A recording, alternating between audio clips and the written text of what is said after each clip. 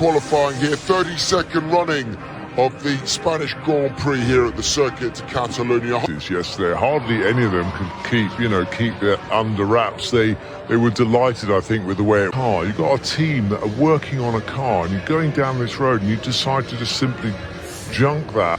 Let's go to the Skypad. Karun is there to look at the similarities between the two cars. Qualifying, and can anybody catch Charles Leclerc and Ferrari, looking very quick. And here in Barcelona for round 6 of the World Championship in 2022. Barcelona, this 2.9-mile circuit, 16 corners, 7 to the left, and rally range. The C1, the C2, and the C3 tyre degradation was high in the hot temp happened before. What's his chances this weekend, Karim? I think the headlines are a bit deceptive, actually. We've got F2, we've got the W Series, we've got IndyCar, and we've got Formula. He knows that they've got more potential, and I don't think it's like Miami where they're not going to understand it. I do really think they are further down the road than they believe. Has had the most pressure since the 2022 season started, because it's changed his chassis. Well, his team changed his chassis overnight. Carlos Sainz also had a Daniel Ricciardo, who, like Lando, didn't get a huge amount of running in yesterday. Pierre Gasly and business Paul in Spain. Go back to 2005, 2006, 2007. And certainly when you've got Carlos Sainz and Fernando Alonso in there, it's going to get people behind it. Absolutely. Our viewers on Sky Sports main event, as we see Fernando Alonso waiting patiently. Not comfortably flat in this 2022 generation of car, unlike and tidy. Turn 10, this is now a long left-hander past the king, up to the start-finish line. And so let's have our benchmark time then in this Bottas on track. Now he had a terrible afternoon property, didn't he? The car broke down. With extra engines in his allocation. Yeah, well, he's obviously got to a certain point in the year, but of course that equally he's done the winter testing, so you know where it is. But he's on the back of a very good performance. Mercedes drivers, Lewis Hamilton, and first of all, George Russell. Not sure I've seen Lewis Hamilton looking quite so chirpy on a Friday after practice. So true. However, you know what it's like. Step out of a bad car and into a good car, and suddenly the world is that momentum, I think, can carry through it. But if Lewis starts to be happier, I think that transfers. Is he a man that needs to start putting it all together and getting those? Second season, he had to cope with the tragedy of Imola for his teammate, and take. I thought was his best weekend, wasn't it? Until he collided with Seb with 5 laps to go. That's where you are, and you've got to deliver when you've put in the hot seat. I mentioned Kevin Magnussen. Esteban Ocon is a man that has had a decent start to the season. That's the nature where you've got to gain some lap time, but a lot of people leaving it late to go out there and get a lap time, because there's only a limited amount of sets of tyres they get per. It was interesting watching the GPS, or looking at the GPS data. Just listen to the deafening cheers when Fernando Alonso got out onto the track. It could be heard quite clearly. And brakes on the Haas. Whether he could stop or was just going on a little bit further because it was safer. Mick Schumacher, quite a lot of flames coming from the rear brakes. 7 braking zones on this track, 2 of which are described as heavy.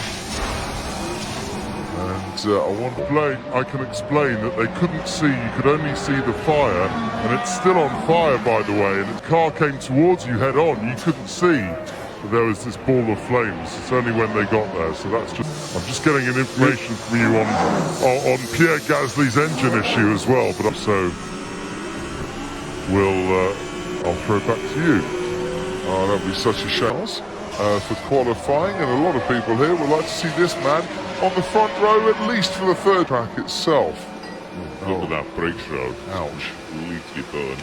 I mean, you think that's high temperature. Traditionally see brake issues, is there? So it looks like something's They got blocked in the air dart. And creating some magnificent downforce for Charles Leclerc. He's once again got a More about that, but it's Ferrari 1 and 2 with 18 minutes gone of the session. 4/10 faster than Hamilton, so the assumption there would be that he was using DRS. solve the issue, but it's obviously hydraulically linked, and the hydraulics are obviously working fine, so Rather good luck in Australia because he scored points for Williams for the first time. He's decided to keep the trend going. That is another question for a notebook coming your way after qualifying today. it just doesn't allow you any support, and that's the one thing you want to avoid. It's almost worth sacrificing a In the pit lane of heat-affected failures, as I'm going to power units are very well shielded from other bits that have got burnt. But that wasn't the case here.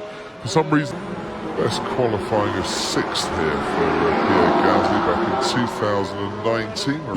The laps down. We're on board now for Sergio Perez. You can see he's just not comfortable to cranking less out the tyre, aren't they? They're not. Rather suggest a better race pace, sorry, then so much better in that middle sector. What is it that the Ferraris? No, you got turns 4 and 7, which are sort of medium to high speed. Turn 5 hairpin. set up and set up. set up, and time.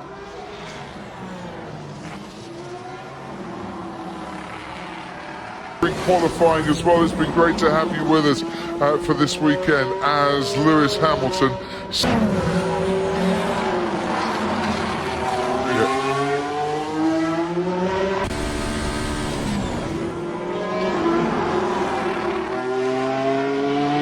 Second push lap. Now, before we focused on Lewis Hamilton, it's terrible.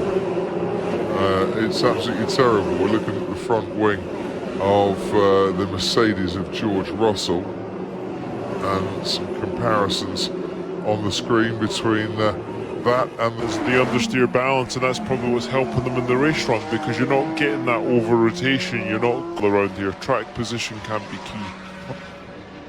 I think 23 out of the last 31. I'll take down to your stats. I'm passing the anorak to you on this one, Karun Chandok. Meanwhile, have you been replaced by It's a aliens lie. in the night?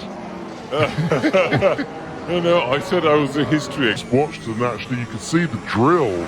They used this little drill to do a quick front wing adjust. Benotto, has it improved Carlos Sainz's time? He goes quickest again with a 120. Tenths around the circuit. That's a big margin. He's not going to like looking at the data going into qualifying. Half minutes to go of this session. Charles Leclerc and Carlos Sainz first, and Alex Albon just finishing his latest flying lap. You'll see George Russell's just starting. It's still good. up after a very good middle sector. That must have been a used tyre for Lewis. That couldn't have been. For qualifying, if you want to see a bit more variety, not so good news. Red Bull, that's quite the catch-up from Mercedes in a straight line. Yeah. And the Alpines, Ocon again snuck in there. Alonso was very quick yesterday, Crofty. That midfield fight. It's not dead certain who's going to be in. Guan Yu is for the first time in a Formula 1 car, or whether, like Joe Guan Yu, they Fantastic. Turn 3. It's become a corner again, which I like. It's no longer comfortable, Crofty. This hill on the left-hand side, out of 7, you look at the people there. That used to be new tyres, can it? No.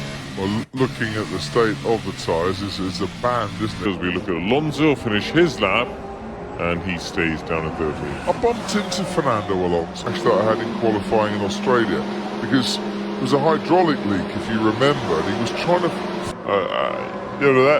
That so far, if that lap had developed, I would have been interested to see where that... Crofty. There you go. Really? It's taken me 10 minutes to come up with that one. I'm in the Haas garage, or just outside, and that's the stage we're at. That's why I get so pessimistic that we might not see them with all the fumes. Thank you very much, Ted. Perfect timing. Verstappen. Probably have to compromise slightly your exit 1 now to make sure you're in position to get through 3, through 8, into 9. Can he stay flat? car looks fair. Eventually into the 119s with a 119.8 difference. Yeah, he had a poor final second. Lost a quarter of a second to his previous own best. Oh, but the front row. I'm going to throw something else into the mix as well. You know, there's been a lot of talk of the weight that they've got. So my understanding was in Melbourne, the weight limit, because Helmut Marko in particular has been sort of beating the drum quite a bit, hasn't he? 800 is just a nicer number than 798 to look at. It's just based on what you just said there.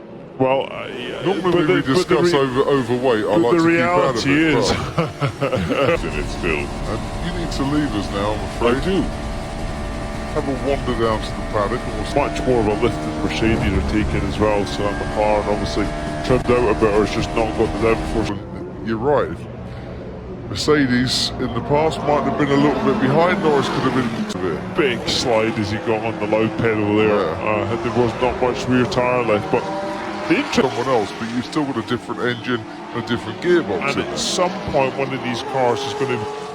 Just so Aston Martin are having an uneventful session. So they're both out now. I had to fill in my visa application for the United States of America, where they wanted a very competitive fight coming up for, shall we say, got all that data. Are they overthinking it? Have they went a step too far and trying to go? That's it. We've not always had dull races. We've had some absolute epic races in the past. But there was a top you go to at the moment.